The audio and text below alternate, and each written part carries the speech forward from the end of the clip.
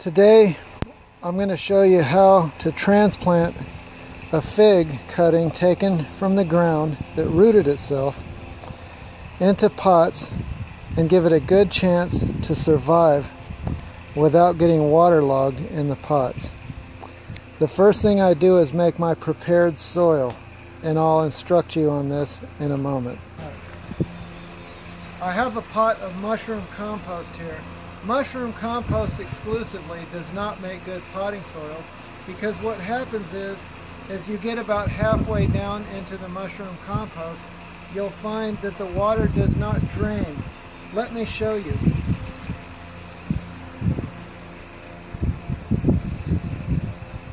Let's pull the camera in here and we'll look over this soil.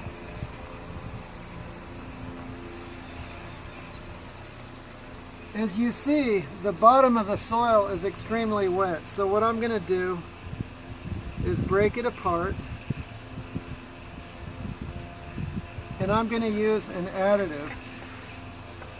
This additive will help the soil to be able to drain properly. Now, I had more of the additive on the ground. I usually try to add about 50-50. My additive is called Fafard 3B, and it's an excellent product, and it'll help any kind of soil drain really well in a small or large pot. So what we're going to do, we're going to come over here to this fig tree. Here's this fig tree that I just pulled out of the ground, this fig cutting. And what I'm going to do is dump all the soil off of it gently. And I'll keep working it until I've removed all the soil. This soil right here would not make good potting soil. If you notice, my hand is underneath the ball of soil supporting it so it doesn't rip any of the roots. And I'm going to merely clear all the roots of this soil.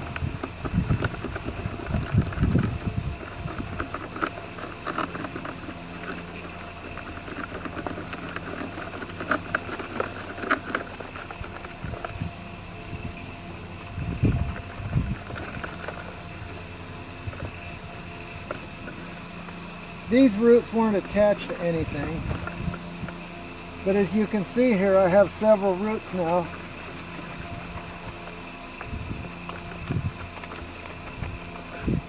We've got lots of roots, so what I'm going to do is transplant it .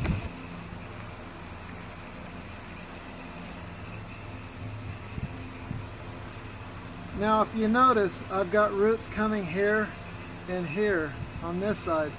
It's more likely that this cutting's going to live. This cutting most likely won't live, but we're going to give it a shot anyway.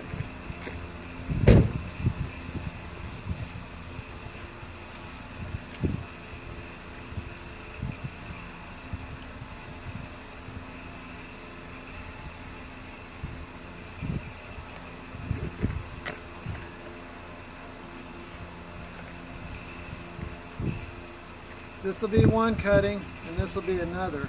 I'd rather put it in small pots so I can watch it really carefully. I just don't think that a little small fig like that is going to grow well in a big pot. So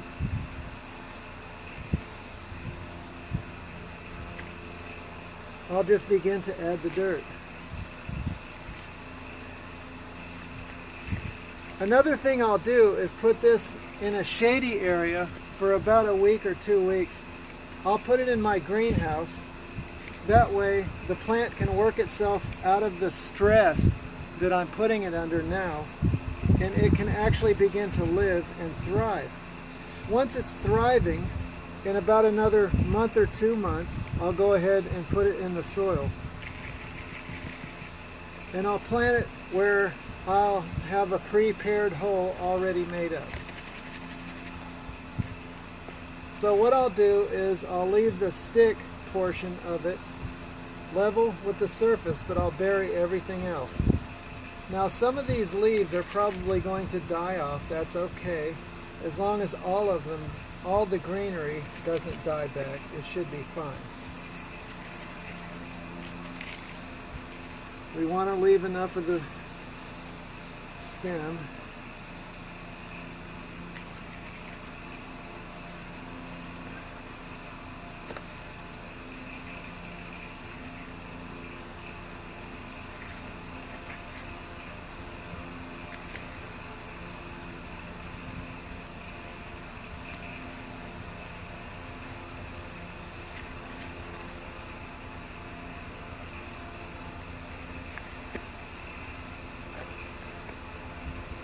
I want the roots to point straight down as best as possible.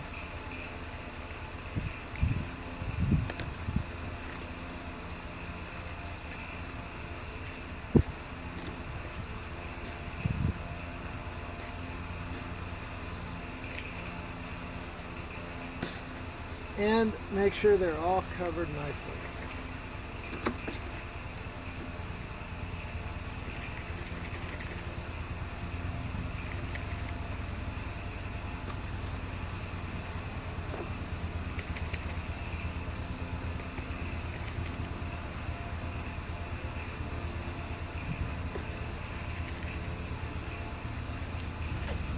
I'll water these things and I'll put them in the shade for a couple of weeks just to make sure that they have time to get out of the shock that they're in now and that they'll begin to grow. Some of the leaves will probably die off, but the main shoot should be fine, and the little tiny leaves should stay green, and then they'll begin to re-sprout in about a month or two, and then I'll have 4 fig trees that I pulled out of the ground from shoots that came from the fig branch. The branch at the shoot re-rooted itself, and I pulled that up and cut that. So that's a very good technique. When you take plants out of the ground, as you saw, you want to remove the dirt off of the roots, because if you're going to pot those plants, you don't want to use the dirt you get out of the ground. That's not correct potting soil. Hope this helps. Have a blessed day.